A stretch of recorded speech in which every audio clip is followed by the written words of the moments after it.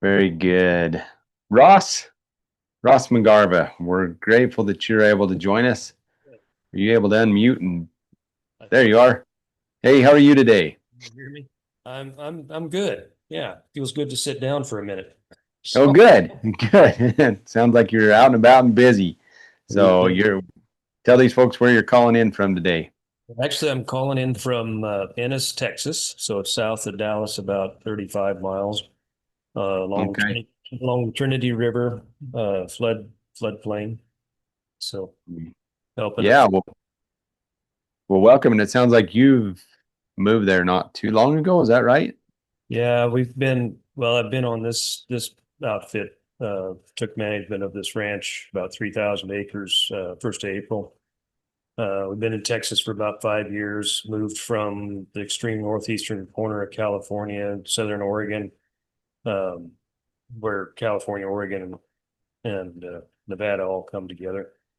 So Right. we lived for a long time in Lakeview, so 5,000 feet elevation, Lakeview, Oregon. I grew up in a little town called Likely, California. Um, High mountain valley, a drained swamp, tremendous soils, lots of water, very short growing season. So Yeah.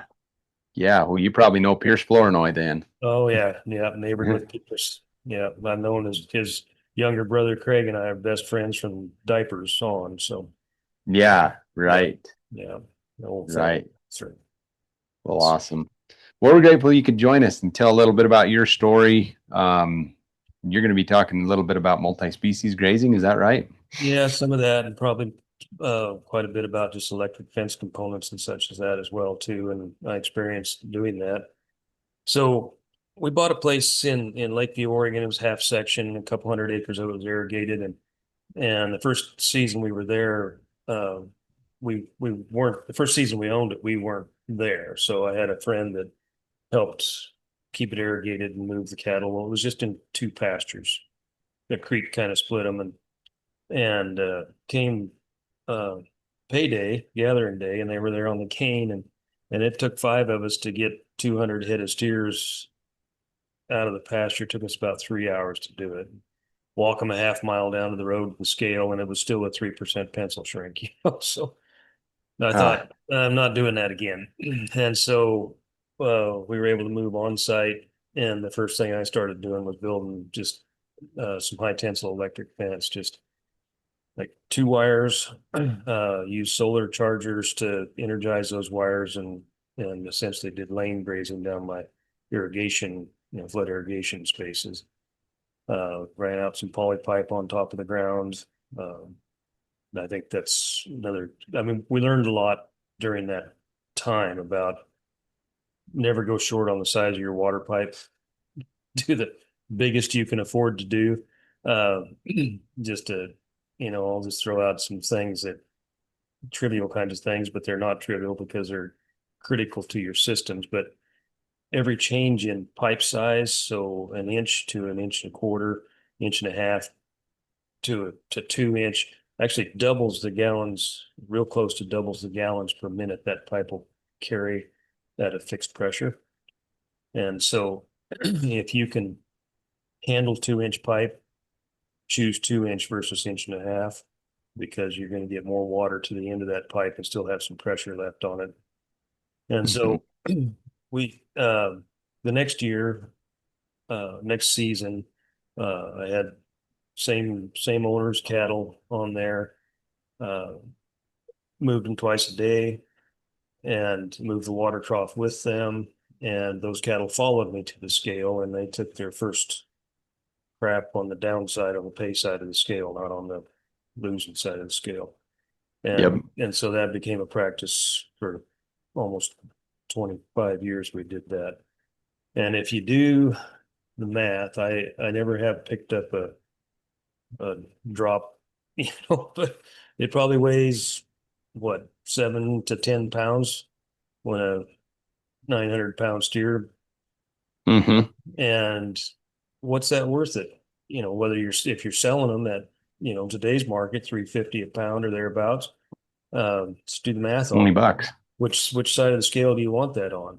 If it's on, if you're doing it on the gain at 50 cents a pound, you're still talking a lot of money by the time you run a couple hundred cattle across the scale. So um, learn it's a whole lot easier to pull cattle than it is to push them. And if you're out there with them all the time, and it's a good experience every time you show up, they'll follow you anywhere. And the good experience just needs to be you're moving them to fresh feed, and they get to used to that, and it's so easy. And then once you get them conditioned to hot wire, that it doesn't even need to be hot, and you can move cattle huge distances and make corners around ditches or around roads, county roads, whatever you want, just by putting up a piece of baler twine. And by doing that, and changing the mindset of the cattle to that you're their friend, not their enemy. One guy can move 1,000 head of steers, and I've seen this happen. And he's in the middle of the steers, pulling the water trough, and move them a mile, cross 3 or 4 ditches in the process, and put them where you want them, and they're just eager to go. They'll just go with you. Doesn't happen day Hmm. one, but it'll happen partway through the season. You've got that, and you can your labor efficiency per head of livestock you've got on hand or becomes, tremendous. Yeah. So, uh, tried different things, as far as the equipment that we used. Uh, the solar charged little battery pack things are good if you're just putting up a hot wire for your horse for the night, but don't try to hold a whole bunch of cattle there very long. Uh, and so we went, after a while, we had established this is where the fences need to be, this works. And then went overhead or underground with a main system. And so we're plugged into AC power, a big ground field. Um, if your fence starts to get cold, most likely you need to put some water on your ground field. And Hmm. yeah, so just, those are just some of the things I thought I ought to share as we go along Yeah. this, because I've run into so many people that said you can't, I've tried hot wire once and it didn't work. Doesn't work, won't ever do that again. My guess is they probably bought a spool of aluminum wire, and then they tried to roll it back up again, or it coiled. They just wound up buying the wrong components, the wrong products and so it was a failure. They didn't have a good or a decent ground field. They didn't have adequate bolts headed out to the deal. So um, and I know everybody's got their favorite thing. I'll tell you what mine is as far as the equipment uh, that I like. I will always buy Gallagher reels. I like Gallagher's posts. I use what's called a long leg spring clip to hold the wire to that post. Uh, Actually, let me back up. I don't buy Gallagher 3/8. I like the 3/8 fiberglass posts. I don't like the Gallagher clips that they sell to fit on their post. And their posts and some of these foreign posts are actually not 3/8. They're like 7 millimeters or 6 millimeters. And a 3/8 clip will slide up and down on it. Hmm. So I use what's called a big long leg spring clip. I get it from either from Ken Cove or Premier One. Uh, and that's got a good tight fit. It's got a long uh, leg, wire leg that sticks off the back, and just a loop that your wire sets in. It's very secure, and you can get to where you can just snap that on there, one-handed as you're riding your scooter down along the fence and putting up the fence. And it comes off the wire easy, but when it's controlled, but it doesn't come off the wire when you don't want it to. That makes Hmm. sense. I mean, I've picked up a lot, some of these kinds of clips that hold the posts are, uh, they're not secure, and the wind blows or something, they come off, your fence is down. So Gallagher reels, they're ergonomic for me. I like the 3-in-1 geared reel. Uh, they hold a lot of wire on them. I tend to use their wire as well, like their poly braid.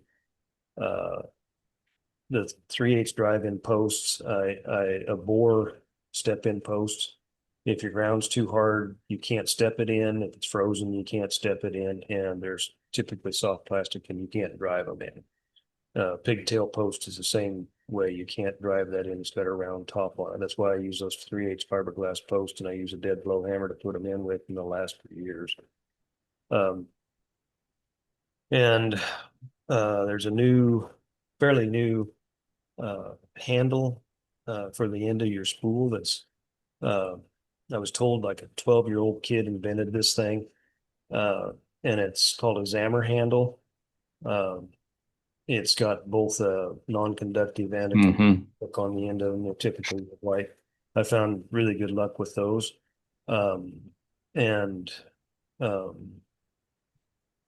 the thing that we used, so we had an opportunity started in 2015 to lease the family ranch I grew up on. It's about 3,000 acres of irrigated ground, and all flood irrigation, so big canals on the sides and whatnot. And we built high tensile fence, like 2-wire high tensile fence down the border checks and fenced off the ditches. So then I had grazing lanes that I could run these cattle in.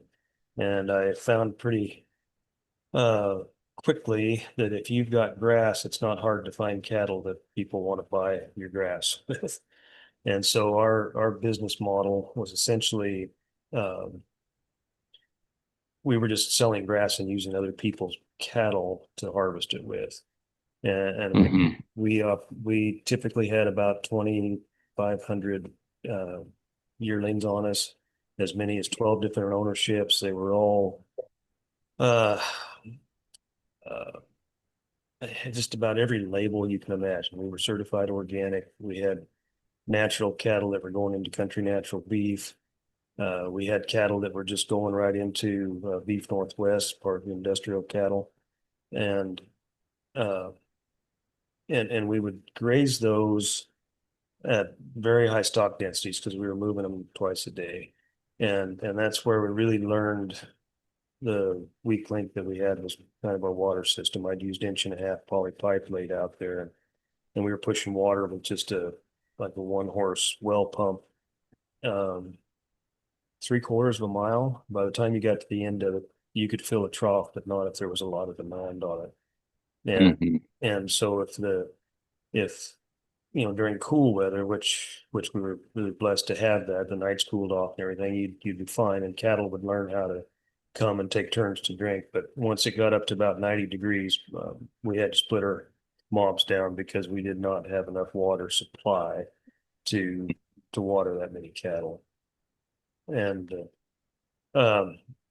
anyway, we would graze, put these in a mob, and our lanes were typically 500 to 600 feet wide. And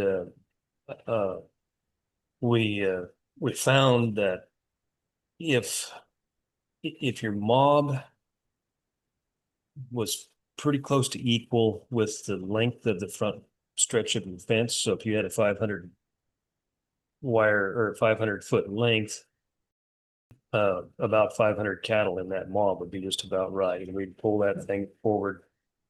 And of course, it always was dependent on how much forage was growing and time of year. That varied. So every day you'd have to adjust somewhat, but we'd move them twice a day, and we would pull that wire forward, 20 feet, 30 feet. And you can figure the stock density on that, but we were close to 1 million pounds per acre at any given time. And we would not have been able to do that without the use of another Gallagher product, which is called a tumble wheel. And if you've never seen those, look them up. They're the greatest thing. And if you have fairly rectangular space without like trees in the middle of the thing, or if you've got any kind of obstruction in the middle of that space, you'll cuss them because you got to take the whole thing down and go around it. But if you've got a nice fairly straight parallel runs, there's not a better piece of equipment for running, moving your wire with.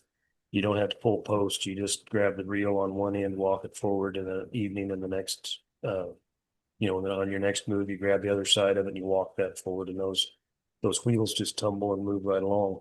And an interesting thing that happens, they make a little clicking sound when they move, and those cattle get tuned into that just like they do a horn in a feedlot, and they'll follow that clicking thing everywhere. And so you can lead them to the scale with a wheel, builds a jig and pull a wheel behind you so it clicks, and those cattle will just come running right behind that thing because they know they're going to get fed. So we use those uh, heavily. And then we found that our my crew wasn't moving my back fence as regular as I wanted to. So I spent the extra money and we put them on behind us as well. So we'd pull the front one ahead and they'd go to start to graze, and then you come back and you can move your back fence so that they wouldn't go in uh, and turn around and start grazing regrowth that's coming on behind us. Mm-hmm.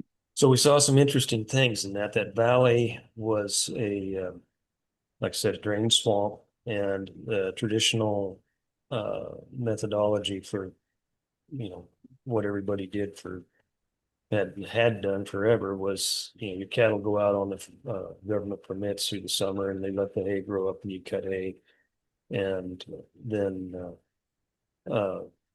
bring them back in the fall and throw the hay back out on the ground again.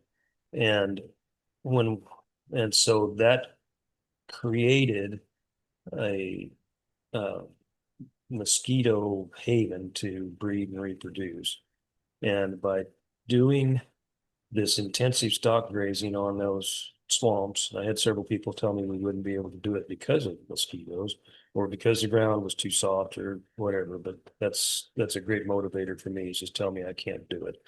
And so I jumped, we went right in there whole hog and did it. And what we changed, we actually broke that mosquito cycle, and it broke it in the whole valley. And so Hmm.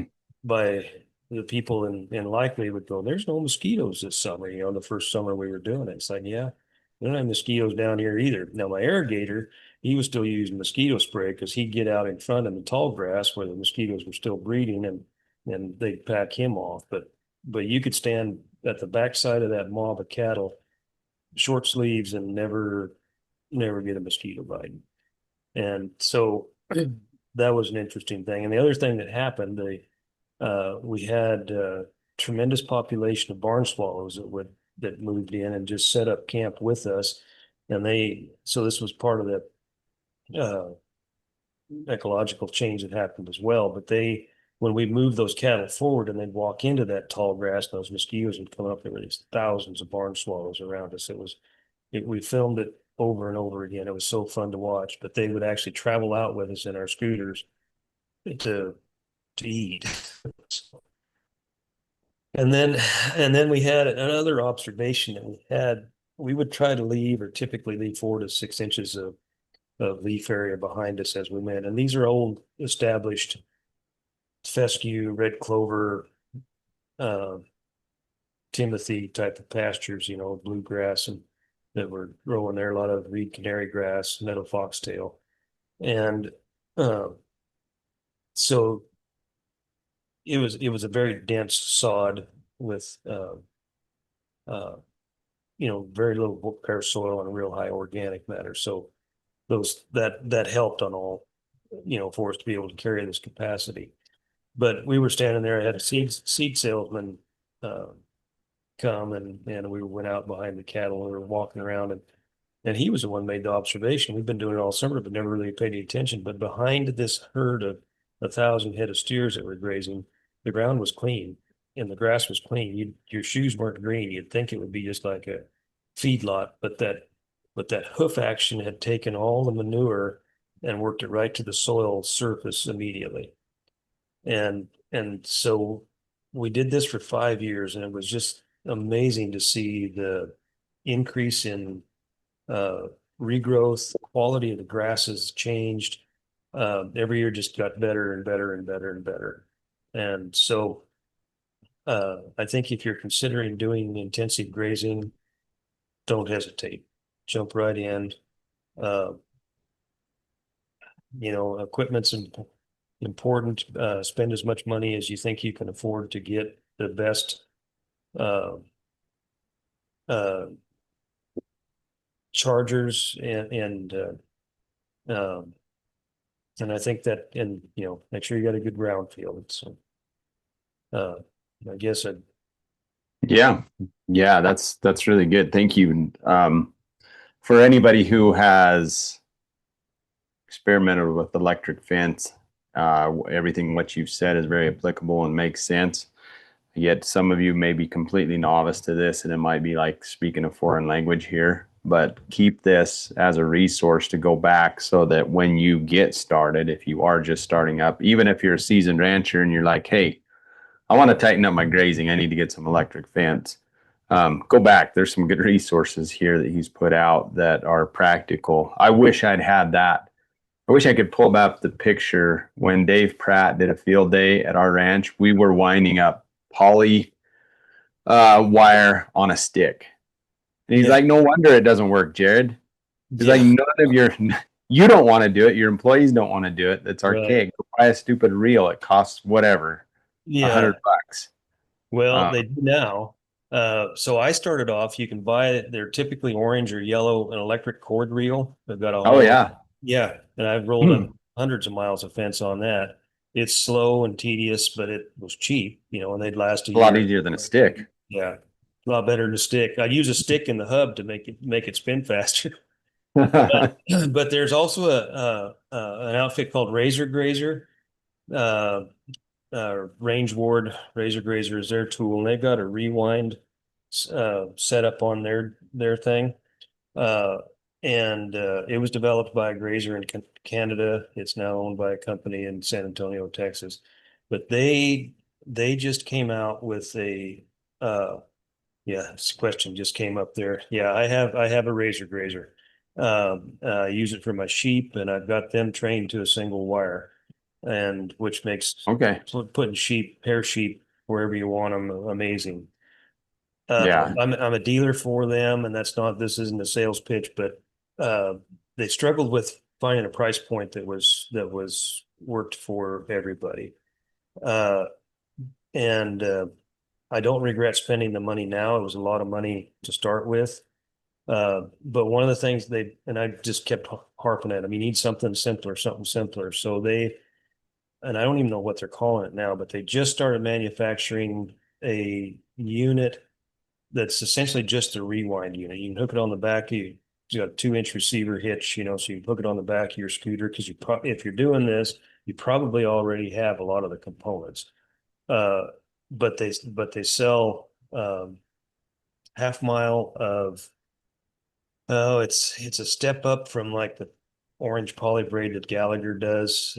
It's a 9-wire, highly conductive, very strong on an 18-inch spool that fits on this unit, and uh, then uh, then it's just got a switch and it'll wind that thing back in, so you don't have to do any winding. It hooks onto the battery in your scooter and or the pickup or whatever you're using. We actually just built this outfit here. I knew we wanted to do this. We're setting up and essentially copying an intensive the grazing system that we did before Hmm. here, and we got brought in some yearlings and so I made 3 trailers and that's built around this new component. But instead of 75 or $9,000 for the Shepherd, what they call it, Power Shepherd, this is $1,300 for the rewinder, $1,500 with the spool of wire with it. So it's Okay. that's pretty affordable, and I would say, man, buy it if you're going to be running much fence because it's tiresome rolling up a lot of fence and I know I've been on some grazing projects that I would not have done if I hadn't had one of these units because it just makes life so much easier. Yeah. So I Yeah. can't, It's I really can't, cool. I get lost mentally if I try to read the questions and stuff. Since Okay. Yeah. We'll just, sorry if we don't get to everybody's question here. Just to try to pick the ones and maybe combine some of the ones that are asked here, but are you running a mob or are you running your cattle and your sheep together now? And actually, Blurred. not right now. My sheep are actually on a solar farm. Okay. Just the sheep, our own personal sheep, and we're going to be running them, grazing them all up here. We're just actually just receiving these cattle right now. Um, we're looking for some customers. I've got a lot of feed here on this place, and so we need a lot more animals to make it work well.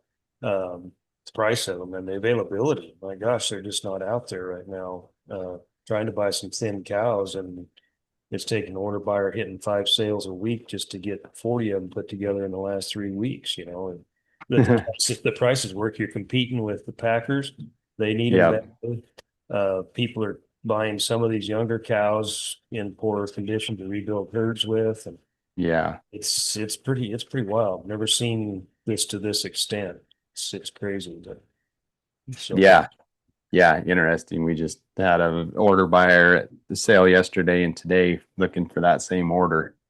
So, yeah, yeah, uh, just something that'll qualify for a grass-fed hamburger program. And my bid didn't get them bought yesterday. So yeah, they yeah. were there, but we couldn't make it work. Ones and twos. So, Yep. yeah, Oh, no, this has been great. This adds a lot of practicality to some of the higher level things that we're talking about because it does come down, as the late great Tony Malmberg said, we have to get down to the soil surface. yeah. Love that guy. And Yeah, yeah, yeah. yep, Yeah, great. I think the book he wrote is one of my favorites. I've listened to it 2 or 3 times, and I'm really glad he wrote it. So, Yeah. Yeah, me too. Me too. There it is. No. Yeah. No, that's not it. Thought I had it. This is Walt Davis's book. We have two homes, and anyway, that's Walt Davis's book. I thought I had Green Grass in the and Spring here, but I yeah, don't. Green Grass in the Spring. And actually, I'm really glad he read it too, because and they didn't edit it, carefully. So you really, if you haven't listened, it's on Audible. Listen to and read it. You get the emotions. I mean, he went through some stuff. So, but Yeah. it's a very good, Yep. very good deal.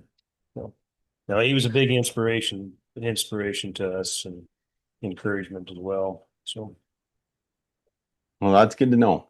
That's yeah. good to know. Well, it definitely honors him, the work that you're doing, and keep it up. Hopefully, we can come see you sometime. Yeah. Well, we're Great to not see far your from operation. DFW. So Okay. All right. Good to know. Well, Ross, thanks. We appreciate it. you're welcome.